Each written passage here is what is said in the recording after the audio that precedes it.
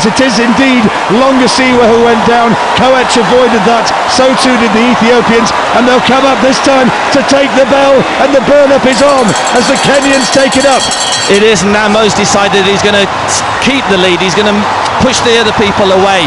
He's making his run for home, but it isn't a sprint, it's a wind-up, and the wind-up, Lagat's still there, but the wind-up might be the best tactic.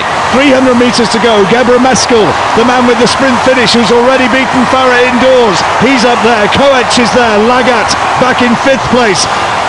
Gebra Meskel going for gold, but Mo Farah on the inside is holding him off at the moment. 57-second lap. Less than 200 metres to go. What a race we have. Merger in 3rd place, and here comes Lagat. Mo into the last 100 metres. Farah's going for gold. Gebra Meskel can't respond. Here comes Lagat.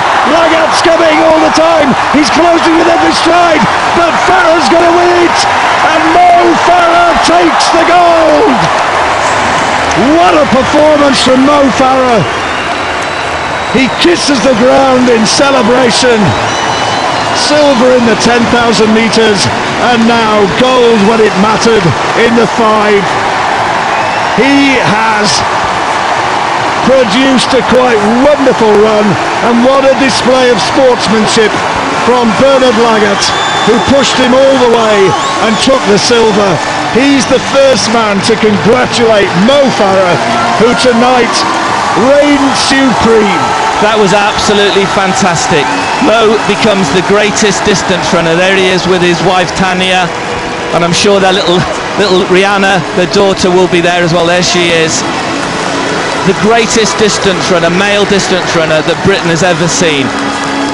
Dave, I can tell you he produced a 52.7-second last lap. And it was perfect tactics, wasn't it? The race didn't go to plan. It wasn't what he expected. It looked like it was